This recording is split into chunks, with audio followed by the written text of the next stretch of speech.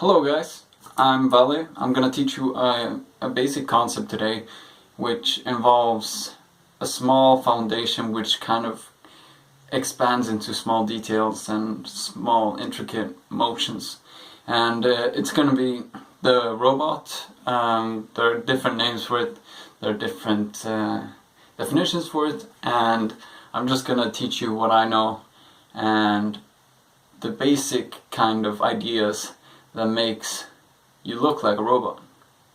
So first, before you think about even moving or anything, you gotta figure out what is a robot, because basically you have to get into the mentality of what you're gonna portray, so that in your mind you're actually living the robot, ironically.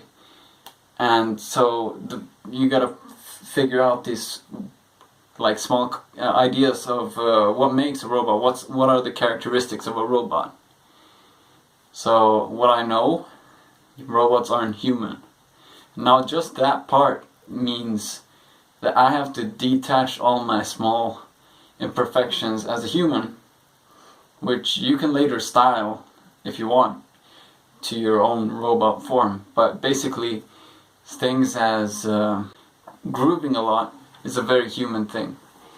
You're not going to see a lot of robots jigging out and really getting busy with it. And another really important thing is your facial expression. When you dance, you might want to like really get into it and have like a good time. And if you're a robot, there are very few robots I've seen. I haven't seen any, but there are very few cases where you see a robot with a facial expression that at least that changes. So what you have to imagine is you're a lifeless being. Maybe you already do, but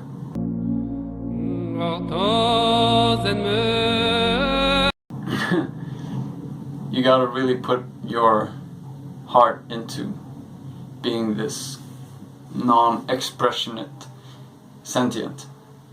So basically I'll usually just keep a neutral face. Don't smile, don't make any kind of expressional movement as you're moving. Now one of the biggest things with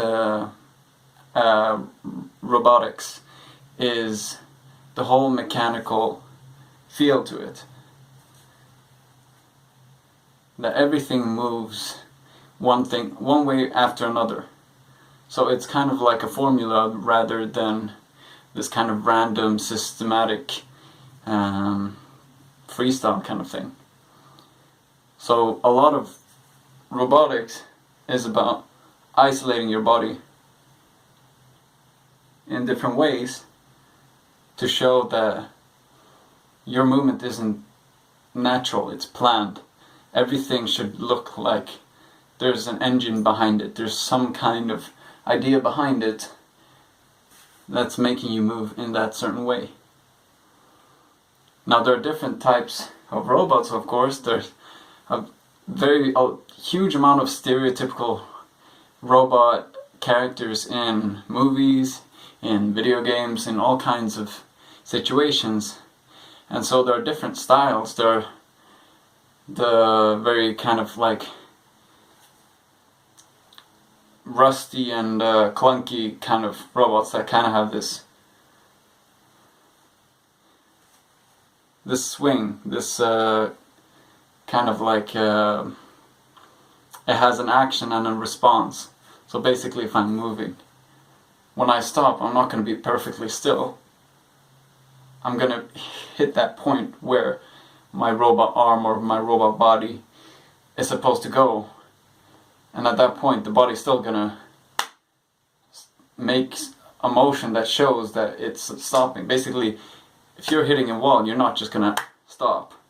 You're gonna bounce off, you're gonna slide off, it could be anything. So basically you have to add that portion yourself to give yourself that effect. It could be anything. You see the most basic form is the people doing this. And this is just showing the mechanical part, because it's almost like you have a gear in your elbow and your body is not under control. Perhaps it's more like one thing leads to another, leads to another, leads to another. A huge amount of the effect of a robot is the addition of the isolations, which is the moving different body parts at different times and keeping the rest of your body isolated, as well as this kind of angled straight lines with your body, so you're not like waving around. Because think about it, a robot is kind of created with bits and pieces that are either one long piece, one chunk, one like a bundle of something, and all of these things work in accordance to their geometrics. So I'm not gonna be doing like a crazy Dougie unless I'm gonna like kind of like robotize it. So you have to think about how you want to show that you're a robot, but you also want to add your own personality into it some way to make it your own. Because I mean, if you're just going to be a robot, then it's going to get quite lifeless. There's no energy unless you make it that way.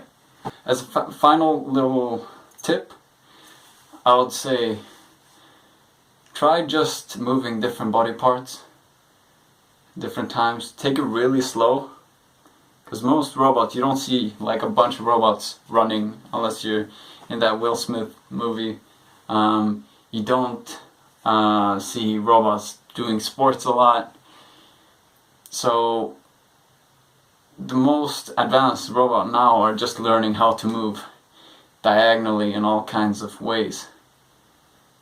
But really think about the direction you're moving. At what angle, if you're keeping straight lines, if you're basically using just your joints to lead the path of your movement. So yeah, I hope this helped. I hope this inspired an idea or something. I hope it's food for thought.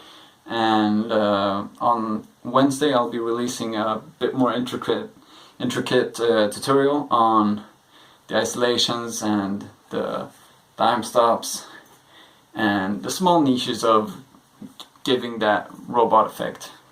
So yeah, ciao.